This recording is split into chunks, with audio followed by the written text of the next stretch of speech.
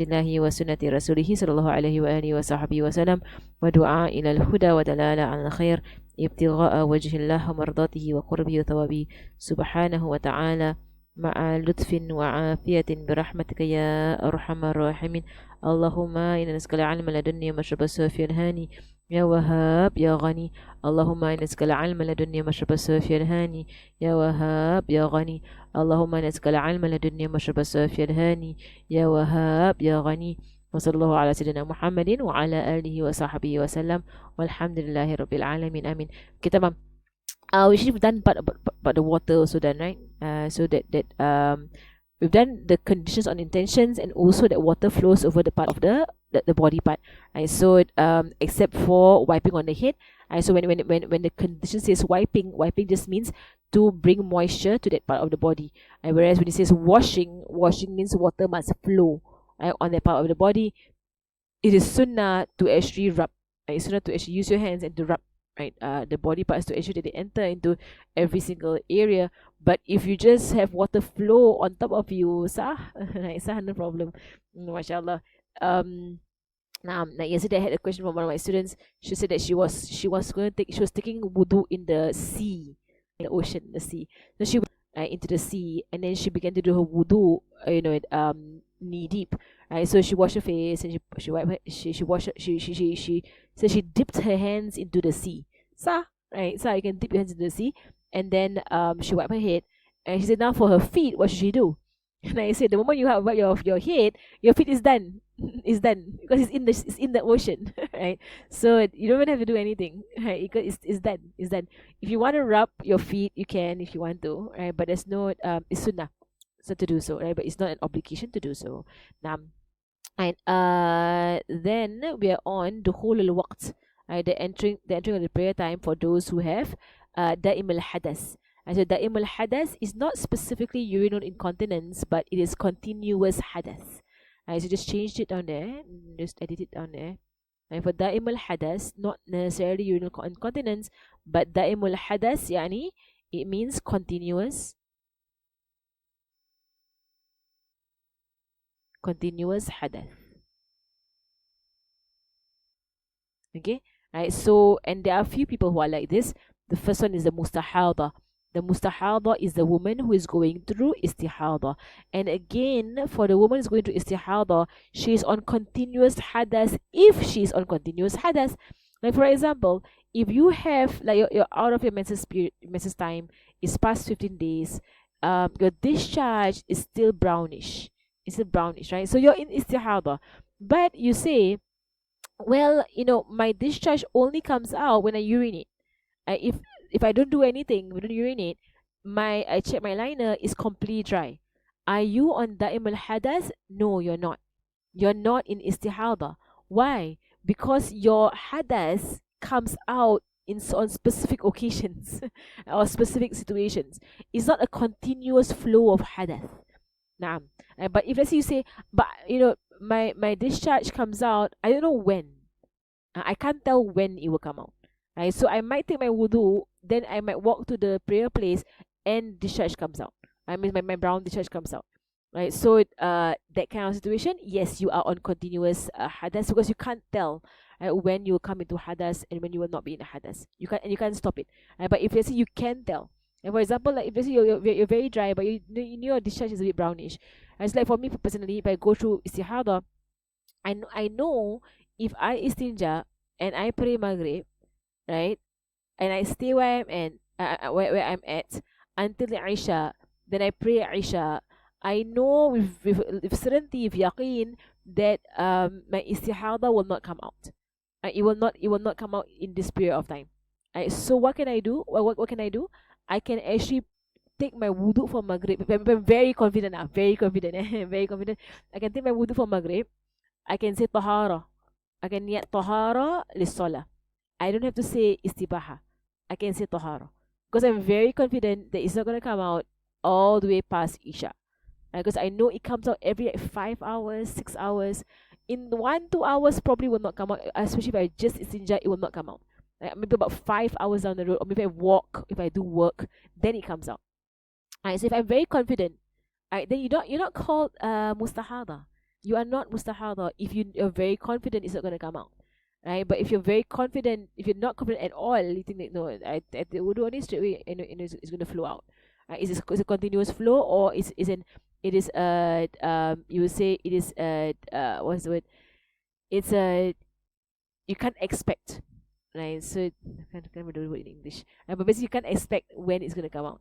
Okay, it's very random, and you can't expect when it's going to come out. Then you will you count yourself as continuous hadas. Then on you the condition that you can only do wudu when the prayer time has entered. Right. So let's say, for example, a person performs wudu for Maghrib. Okay, a woman performs wudu for Maghrib. She knows she gets all this brown discharge, so she's on kind of on istihada. So she takes wudu for Maghrib. She takes the niyat of istibaha, istibaha the fard salah, right, to permit the praying the compulsory prayer. Then she prays Maghrib. So after she prays Maghrib, the Sunnah and everything, the Quran and all that, then she gets up and she wants to perform Isha. But because her wudu was what? Istibaha. Like her wudu is istibaha for the salah, she's only allowed one fard. So when she goes into the bathroom, she sees on her liner is dry. Nothing there at all. Completely dry.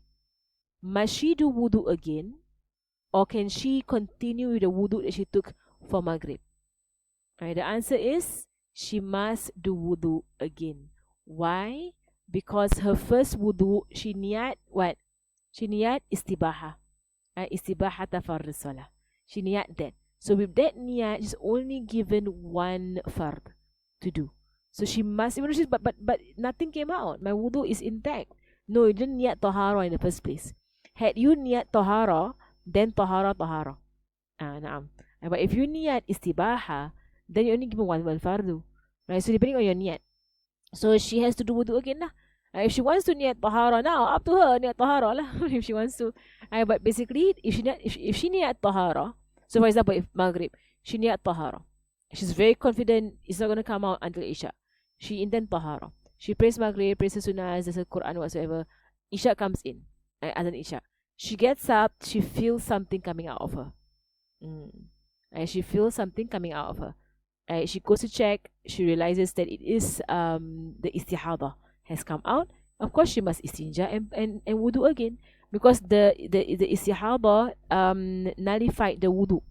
But if let's say she niyat istibaha, right, istibaha, she finished her wudu, she niyat istibaha, she's walking to her prayer place, and she feels something coming out of her.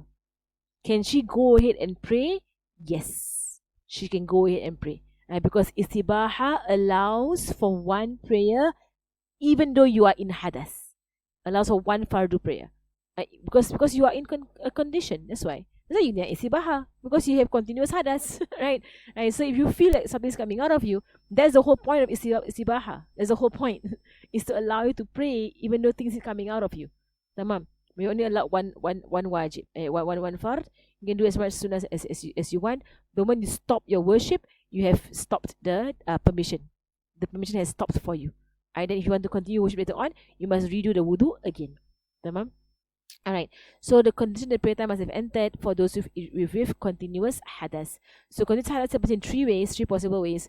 Continuous urination, continuous menses, which scholars put in there continuous discharge. If someone actually gets it, if someone actually gets continuous non-stop flow of discharge that nullifies the wudu, if it happens to any person, which is actually a rare condition. It's not supposed to be normal. It's a rare condition that you cannot even hold your wudu for an hour. It's a rare condition. It happened to me when I was in Zahra. Right? So I would take wudu and straight away I will have a heavy flow of discharge. Not even, it's not colored, it's colorless, but it's from the womb. It's not from anywhere else, from the womb. So I would literally just finish wudu, and then I have like heavy flow of, but it's a condition, it's an illness, it's a condition, illness that needs to be rectified. Alright, so what do I have to do? My wudu has to be istibaha. I cannot be tahara. Because otherwise I'll be doing wudu every few minutes, doing wudu. You know, when are you gonna end? Kan? Naam. Okay, so the other way is that continuous gas being passed down. Again, all of these things are illnesses. They're not normal situations. They're illnesses, right? So incontinence is an illness. Istihaba is an illness. Continuous discharge, illness. Continuous gas being let out, through the anus or through the vagina is illness if it's continuously being let out. And we mentioned about the vagina that when air comes out, it will be a wind coming out. It's not a like that. It's not a pop. Right? That one is basically your skin trapping air bubbles and letting it out. Right? So if air is coming out from your womb, it will be a wind, which most women will not experience because your womb doesn't produce air, unlike your rectum, right? Your intestines produce air because of food. Your womb doesn't produce air unless you have some sort of infection going on, and then illness. Okay. So that's why I need to mention all these things, because people, when they learn this, they become paranoid. Like, unless you're going through an illness, you shouldn't be experiencing these things. Subhanallah. Okay, continuing, now, right? So for a person, now, and then of the condition of that also is muwala. Right, muwala for those on continuous hadas. So for continuous hadas, they have two extra conditions. We took it in Safrin Naja, which is that it has to come in the prayer time. The prayer time must have come in, and then muwala. It has to be continuity. So what is continuity? Continuity in wudu, as well as continuity in istinja, wudu, salat. Right? So continuous. So after you istinja, straight away go and wudu. Wudu niat istibaha. Straight away go and pray. You are allowed to spend time to prepare for your prayer, like looking for your siwak, getting your prayer garment, waiting for jama'ah. All these things have to do with the prayer. You're allowed to do that, right? While waiting, that counts as continuity. It counts. For wudu, continuity is defined as you wash the next limb before the previous limb dries up. That's called continuity. As the next limb is washed before the previous limb dries up. Continuity from istinja to wudu is basically after istinja you don't do anything at all and you do your wudu straight away. Which is why when they ask, can we do the istinja before the azan? Answer is yes. You can do your istinja before the azan, but your wudu has to be after the azan. So if you can time yourself so perfectly that you istinja until azan, and the azan comes in, you're still doing istinja, right? Azan comes in, and then the azan finishes, you finish your istinja, and then you can do like long time istinja, and then you go and take a wudu. Okay lah, sah, right? But for most people, you will hear the azan first, then you go and istinja and you can do your wudu as well. Tamam. Okay, chapter on the hoof. Wiping on foot gear or waterproof ankle shoe, and in our time there is the ankle socks. So not ankle socks, but the hoof socks. The hoof socks. I think I wanted to tell them to rename their socks. They call it the wudu socks because there is another type of sock that's called the wudu socks, right? There is a wudu socks whereby the toes are open, and then you can take off your sock from your toes. Have you seen those? I tried them before, but then I didn't like them. Right, they look like this. They have socks here, normal socks, and they're quite long. No, not actually that long, But on the underside of the socks, there's this flap. Right, there's this flap on the underside socks. So if you open it, right, the socks basically opens from the front, and you can push the sock back beyond your ankle, and you can do your wudu from there. So technically, you don't have to take off your socks. That's not called hoof, That's called that they have a name for it. They call it wudu socks, which I didn't like using it because when this flap, after a while, it expands. It gets pulled apart. Then when you pray, your skin can be seen. So I stopped. I tried it one time. Now that I don't like it. Take off the entire socks lah. Tak payah do this. Right? Take off the entire socks. Okay, they actually sell this thing now. It's called. So I checked with Ustaz Anwar.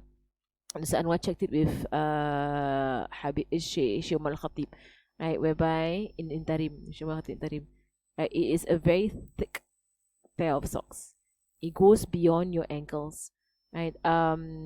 It is waterproof.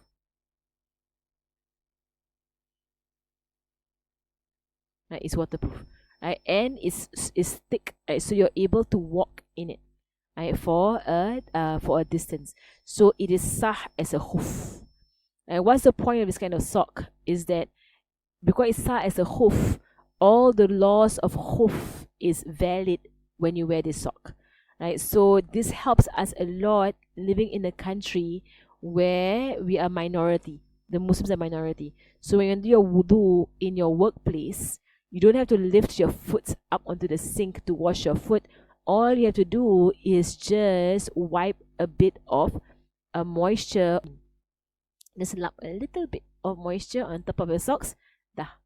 That counts as washing your feet when you do your wudu. Okay, I'm going to go through the ruling now. Okay, I think we covered it in Safina, kan? There was a part of hoof in Safina, right? So doing it again. So in case any questions about the hoof, ask your questions and understand how to do use the hoof. And which I also recommend that if you want to purchase a pair of these hoof socks, which is valid, and the scholars have validated it for us, purchase it if you're working. You know, for me, I use it when I am traveling. When I'm traveling, I will use this hoof sock. It's so easy in the aeroplane. In the airport, you're like because the nature part of wudu is to take off the sock, right? And take off your shoe, your sock, put your feet on the sink, trying to wash your feet, right? To go in the when you wear this thing, it's so easy. This lap, and the Rujita has given this to us as a rukhsa. Right? It is you will say it is a leniency in the religion. So as Rasulullah said, if you are given leniencies, take the leniencies, right? And this sock is valid for a person if you are not a traveler for 24 hours. So if let's say you were to wear the sock at 8 a.m. in the morning, you know, you take a full wudu, right? Then you wear the sock. Then you go to work, right? You're allowed 24 hours for the socks to be valid. In a sense that for as long as you don't take off the socks, for 24 hours, all the wudu that you will be performing, you can just simply wipe the top part of the socks without washing your feet. For 24 hours valid. Right? So in your workplace, come in Zohor, so you take your wudu, you wear the socks, you go to work. Right? In the morning, you batal wudu, for example. You do something, you nullify your own wudu. So now Zohor comes in, you pray Zohor. You go to the bathroom, you perform wudu. So you perform wudu, when you come to your feet, all you have to do is wipe the top part of the socks and you can go and pray Zuhur. With yakin, go and pray Zuhur.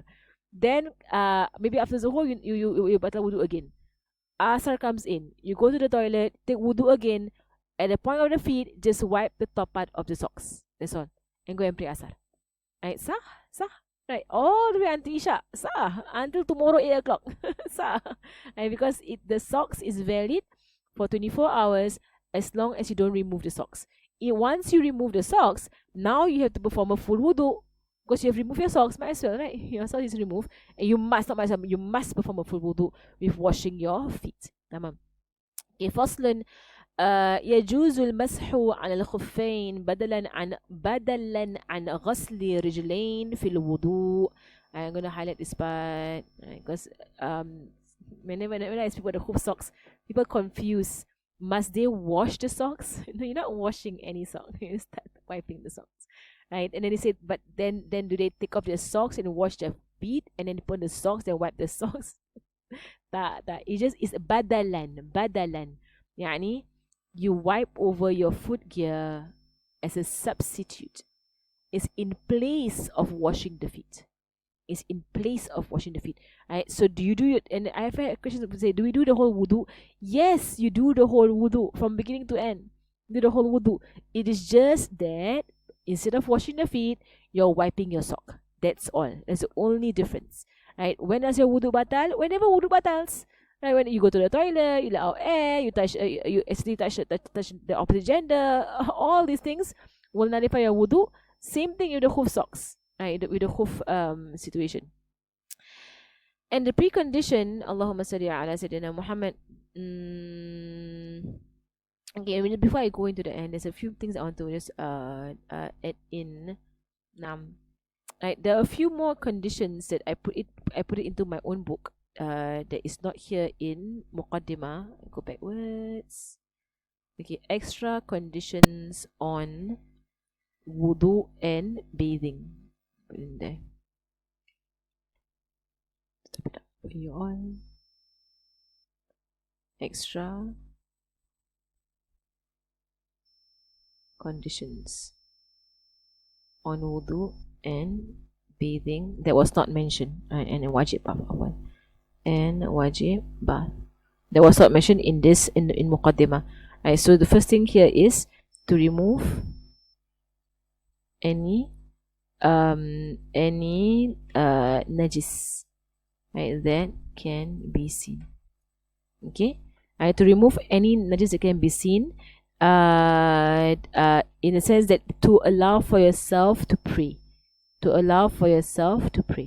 right? So if you had taken wudu with najis on your body, right, your wudu is sound, yes, it's sound, right, but your prayer will not be sound, right? So you need to remove the najis before you actually go and pray.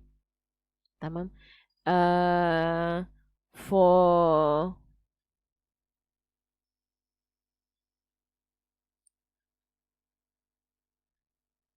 this was not mentioned in the shurud.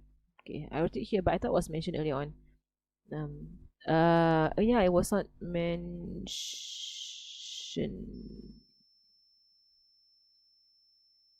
No, no. No, I'm reading something here. Something that was not mentioned here. I wrote it down as part of my notes. Is it there? No, I read part of my notes whereby it says here that nothing be on the limb that would change the properties of water. Was this not there? This is the main condition. It was not in the text. Maybe the shade tak tulis. Was it not in the text? It's strange. It's on there, right? It's on there. Maybe it wasn't in my Arabic book. Yeah, so in my Arabic book it says Islam tamyiz naqa al hayd wal nifas amma yamna musul al ma. It's different, what would prevent water from touching the skin and what would change properties of water. There are two different things. And then to know that it is compulsory, to not have any certainty that what is compulsory is sunnah, water to be pure, the water must flow on the limb. Right. So for some reason or other it's not in my Arabic text. Put the condition is intention. Water is pure.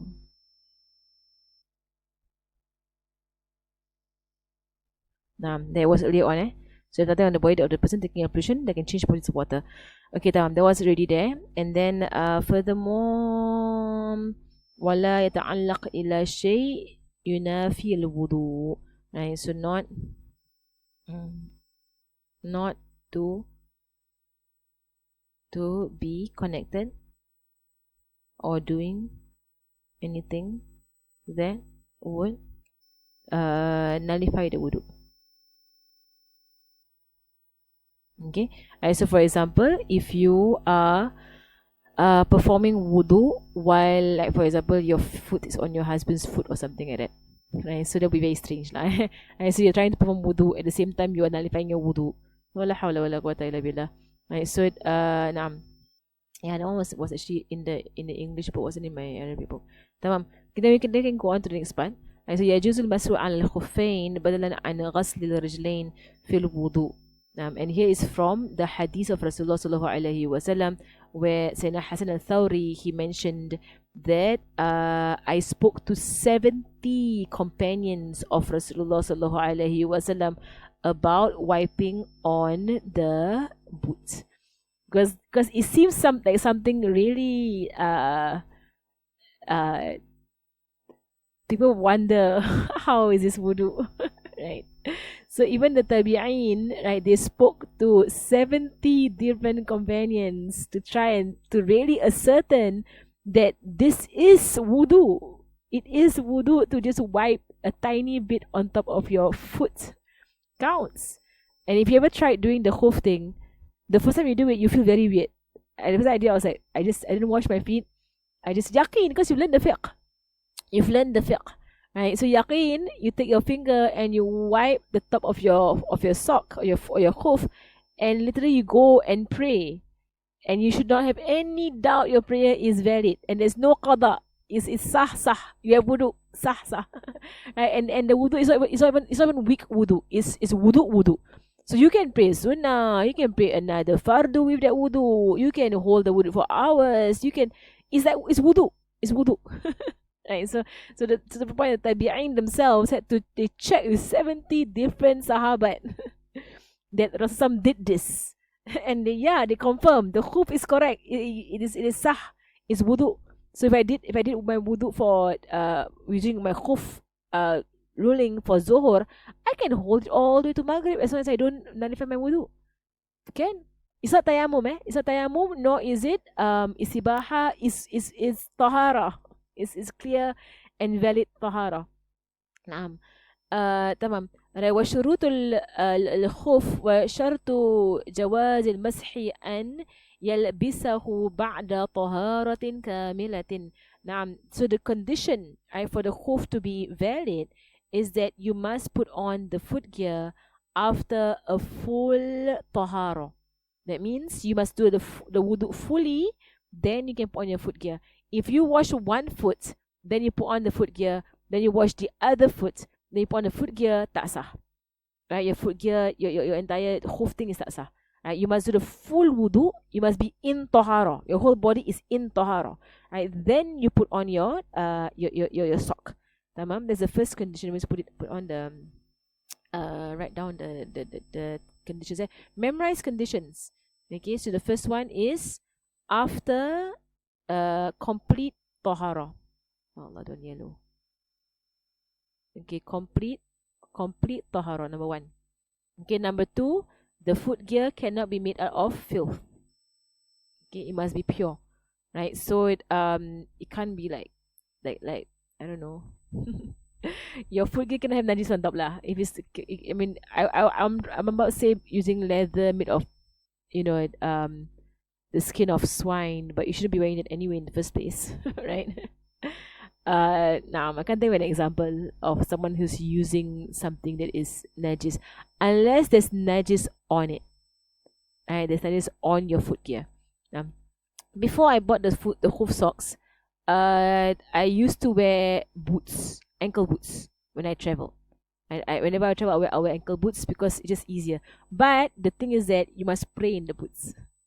The moment you remove the boots, the ruling the is not there anymore. You can't remove the boots, right? So if you're gonna like for me, like, if I know I'm traveling, right, and I know I'm going to be on a plane, right? So I will do this. I'll wear my boots, right, so that I can pray my sunnahs while seated in my seat and pray lah. Because you're seated, you can easily pray with boots on, correct? It's only when you're praying standing that it's going to be very hard, the atahiyah, and then the sitting down, and the sujood, everything will be quite hard with boots on. Right? But I used to, that if I know I'm traveling through the night, so you pray Isha at the airport, kan? Pray Isha at the airport, you get on the plane. You're going to go through the night, and then you're going to reach the other place, maybe around Subuh time or before Subuh. You're traveling through the night. Right? Or on the bus. I used to go to KL. Right? So we go KL, we pray Isha here in Singapore, then we get onto the bus. Right? And you're going to go to KL, you probably reach KL before Subuh. Correct? Through the night, tahajjud. Kan? Might as well, you're on the bus, you can't sleep. You might as well pray tahajjud. Right? And sunnah prayer, don't have to face the qibla. Don't have to stand up also. Can you sit down? So you might as well pray a few rakat. I mean, as long as you want number of rakats. So I would actually ensure that I have boots on. So whenever I stop for like rest and I want to renew my wudu, I fall asleep, wherever I wake up, I want to renew my wudu, I can actually perform wudu in the bus. Right? So if I have a bottle of water, I can do my face like sufficiently, then do my arms, do my hair, and then wipe my boots. Done. I have wudu. Right? And then can pray your tahajjud lah. Once you want to pray lah. Mashallah. So all the time fiqh is very it opens up many doors for you. You can do all kinds of ibadah because you're comfortable with the fiqh. Okay. So not made of filth. So ensure your boots have no najis on your boots lah. Most of us don't walk around with najis on our shoes, right? Inshallah. Right. And then qawiyan. It has to be durable. Number 3. This condition number 3 about the boots. It must be durable such that a traveler is able to walk around wearing it to attend to his needs, meaning that it does not tear. Right? So a normal sock will not cut it. A normal sock will be cut. A normal sock will be ruined, right, by you going around in your daily affairs. Right? But a hoof or a thicker sock, right? So the one that they sell, the hoof socks, right? It's a thicker sock. And I've used them. I tried lah. It's just to test it out. But I've used them for a day walking around Singapore, doing my work, doing whatever I do, without wearing shoes. I just want a sock. I walk from Bedok to Kembangan. I walk around here and there. Of course, it look weird lah walking around in socks. But I was just trying to test it out to see how much it can tahan. Mashallah, it can tahan quite an amount. It has to cover the ankle bones area. It must cover what is compulsory of the wudu area. It is not necessary to cover from the top, but from the sides, yes. So which is why ankle boots pass. Because ankle boots, even though it's open from the top, right? It's open from the top, it's beyond the ankle area. Okay? So you get a good pair of ankle boots. I used to always get a good pair of ankle boots whenever I travel. But not from the sides. So like for example, so basically it is number 5, waterproof, right? The water just foot through holes in the seams or stitches does not affect the ability of wiping them, right? So for example, if you're wearing like real proper boots, and here it is, right? And then there are like shoelace holes like this, okay, on your boots, right? If water is able to enter through these holes, that's okay. As long as the material itself is waterproof. The material needs to be waterproof. Okay, which is why socks also will not pass. It has to be waterproof socks. Right, then it pass. This hoof socks is hot. Right, so if you're using it to travel in hot areas, your feet will get very hot inside the socks because it's thick, it's waterproof, mashallah. But if you're using it to go to work and you work in an air conditioned environment, then I would say it's a very good idea to use it because you're always in a cold environment. However, if the water is able to enter through the sock itself, you can enter through it, right? Then that is not counted as it being waterproof. Okay. Now, for a non-traveler, you can have this on for 24 hours, right? So meaning that from the point of view nullifying your wudu. Okay, so it's not from the point I mentioned 8 o'clock and I was wrong, right? From the point of view nullifying your wudu 24 hours. Right? So you took your wudu, you're on tahara, you put on the sock. At 8 o'clock, put on the sock. The time has not started counting yet, right? So where you still have wudu, you're on the wudu that you took before you put on the sock. There's no hoof going on for you right now because you're on normal wudu, right? So maybe around 12 o'clock. Around 12 o'clock into the bathroom, you nullify your wudu. Okay, so now the timing starts at 12 o'clock. Okay, timing starts at the point you nullify your wudu. Alright, so the timing starts for 24 hours.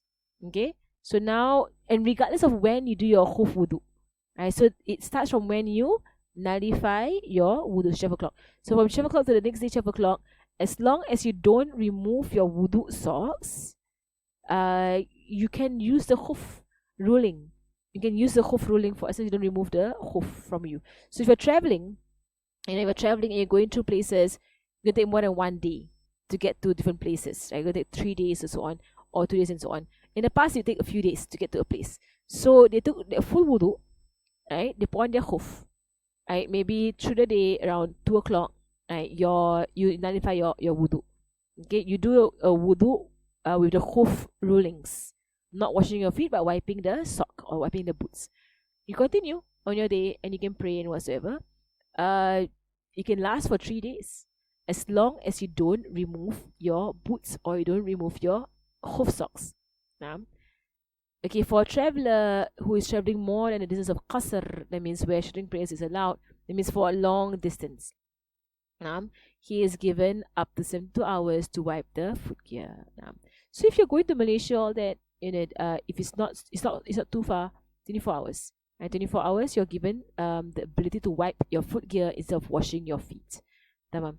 Duration of wiping the footgear starts from the instance of hadas, as I mentioned it just now. So when the person wipes the footgear, Allahumma salli ala sayyidina Muhammad. Saya miss out anything ke tak?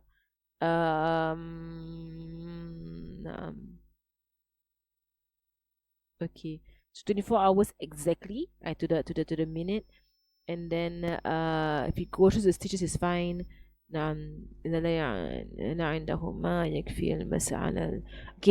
Okay, the rulings of the hoof socks, as I didn't go through just now.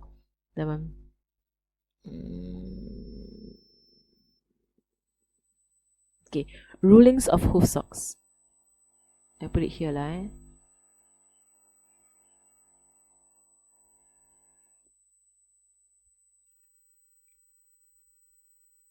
Hukum.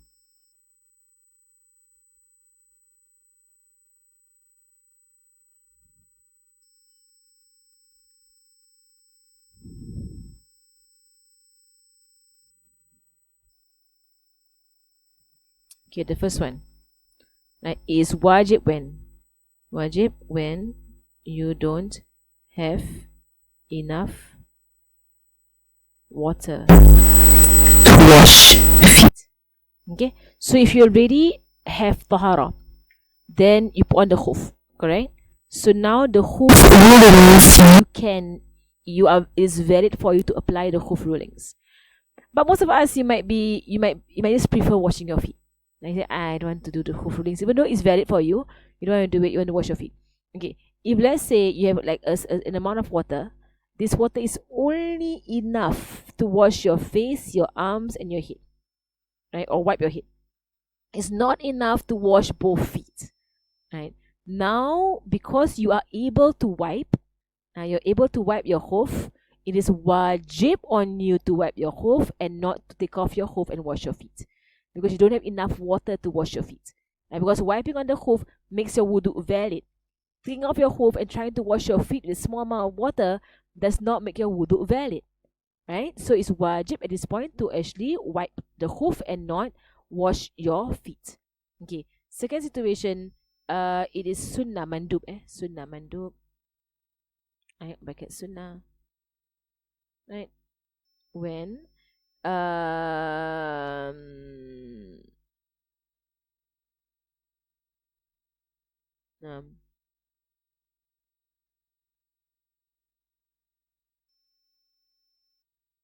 right, for teaching those around you, like who are in doubt.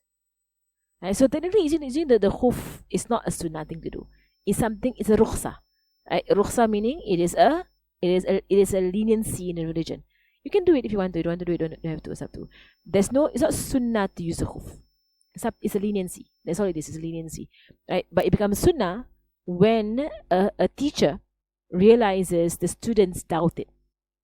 So when you realize the students doubt it, or those around you doubt it, so it's sunnah for you now to do it, to prove to them it is sah, and to prove to them that it is part of our sharia, it is sah. And then comes sunnah, inshallah. Okay. Other than that, it is permissible. The general ruling is that it's permissible. Right? Anytime. Okay. Number 4, right? It is makruh. Right? It's makruh. They say if to keep doing it. So, like for example, somebody learns about the hoof socks every single day. Thereafter, use hoof socks every day of your life. So lazy to wash the feet. Right? So every day, pakai socks, take wudu one time in a day. The subuh take wudu, then after that wear socks the whole day. And every single day through the year, wear socks. Don't want to take off your socks. Only once a day take off the socks to take wudu again. Makro. Because you're not doing wudu ever. Go and do your wudu. So is it permissible for someone to do that? Yeah, if he wants to. That means never wash my feet ever again. Only or not ever again, but wash my feet once a day. Only once a day I wash my feet. Rest of the day my wudu is all attached to socks. Right? Can but you miss the sunnahs. It's macro to do that. Right? Haram. Number 5 is haram to use the husl. Haram, but valid. Okay, that means it's haram that you're doing it, but your hoofing, your wiping over the hoof is sah, valid. Haram ma'asiha, right? That the hoof is stolen. So you stole the hoof. La hawla wala quwwata illa billah. Then you take wudu, then you pakai the hoof, wear the hoof. Then you're like, okay, I can wipe on the hoof. Haram, because you stole someone's hoof. Right? But you're wiping your wudu sah. Your wudu is valid. Now, haram and not valid will be for a man in ihram. Because in ihram you cannot wear shoes, cannot wear socks. For men, they can't wear anything that's stitched, right? So for men who are in ihram, if they wear the hoof, dala haram because they're in ihram, right? They cannot wear hoof in ihram. Secondly, the entire hoofing is not counted. They have to remove the hoof, okay? Because they're supposed to be in ihram. Okay. Alhamdulillah. Allahumma salli ala Sayyidina Muhammad. Okay. Let me just finish the entire chapter. So we have done that. Wipes the foot gear. So here this part, important part, when a person wipes the foot gear before embarking on a journey and then proceeds to travel or vice versa, he is given the duration of a non-traveler. Right? So it's because the rukhsa, you go to the minimum. Right? So between two possibilities of am I a traveler, am I not a traveler, you go to the minimum, which is a non-traveler. Right? So if you wipe so we're talking about wiping the foot gear before embarking on a journey, right? Or not wiping the foot gear, but in fact hadas. That is that al-ibra bil hadas, right? The timing always counts from hadas. Tamam. So you're given the duration of a non-traveler for 24 hours. The non-traveler then proceeds to travel or vice versa, and then he will have to use the foot gear for as a non-traveler, given meaning for 24 hours. Okay, all right. So basically, you're not a traveler, right? You put on the hoof, then you went into hadas, right? So now the time starts 24 hours for you. So even if you go ahead and you go and travel, right? You only have 24 hours. So your hadas has to happen while you're traveling to be given the 3 days ability, right? If you're a traveler, right, and you put on wudu, and you took wudu, you put on your hoof, right? And then you regardless of when you actually hadas, as long as you stop traveling, you're given 24 hours as well. So if you're a traveler, right, and then you stop traveling, right, and then so it's vice versa as well, right, vice versa, right. So you're traveling, then you stop traveling, you're given 24 hours as well from the point whereby you hadas, from the point of hadas. So for example, someone's a traveler, right, put on the hoof socks, hadas while traveling, okay. After 2 days, because traveler given 3 days, right? After 2 days, reaches destination.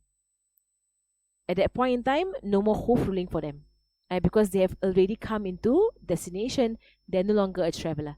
Right? So the 3 days is only the full 3 days they are traveling. Okay, then it is sunnah, the sunnah way of wiping the hoof socks. Wajib is just to touch a little bit on top. It's wajib. It's a tiny one finger, like wiping the top part is wajib. The sunnah way of doing the hoof wiping is that bottom and heel washes and the foot gear simultaneous by the way of extension. So basically I'm going to demonstrate but you can find it online. It says how to wipe hoof socks. So basically put your hand right at the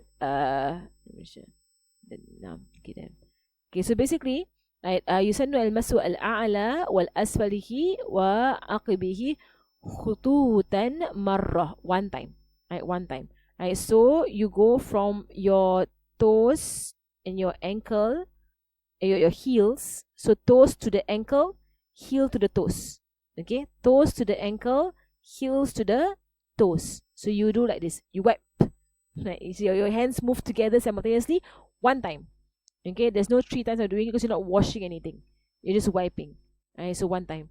And then right and then left. That is sunnah for you to do it in that way. Wajib is just a method.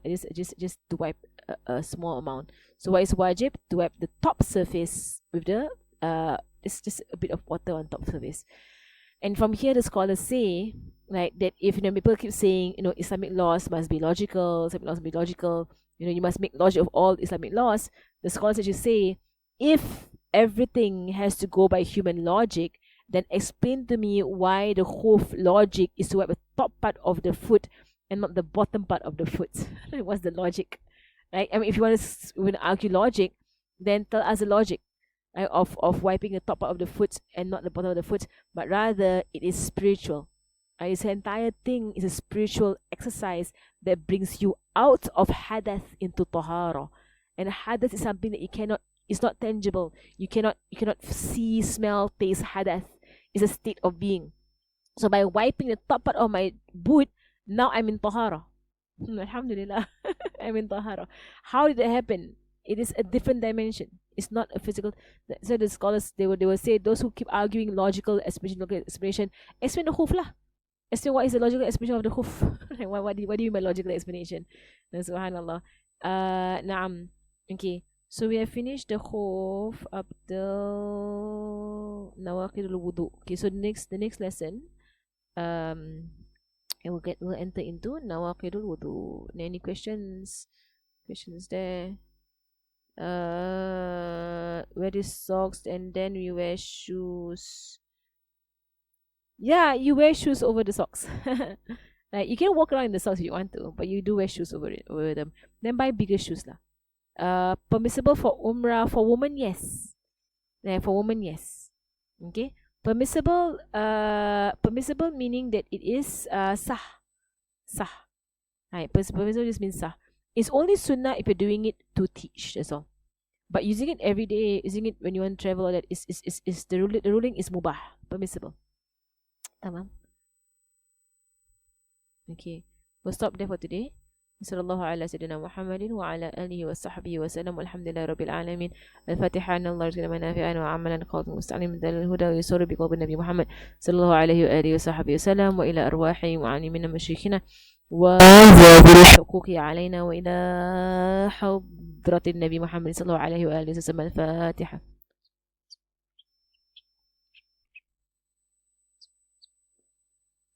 بسم الله الرحمن الرحيم. والعصر.